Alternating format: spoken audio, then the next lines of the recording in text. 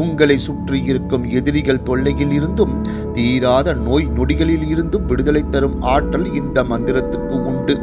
முருகன் போர் புரிந்த திருப்போரூர் ஸ்தலத்திலும் மதுராந்தகம் அருங்காமையில் அமைந்துள்ள பெரும் பேர் கண்டிகை என்ற ஊரில் அருள்பாலிக்கும் முருகப்பெருமானுடைய கோவிலிலும் 36 அச்சரங்கள் கொண்ட மந்திர சக்தி வாய்ந்த எந்திரம் உள்ளது.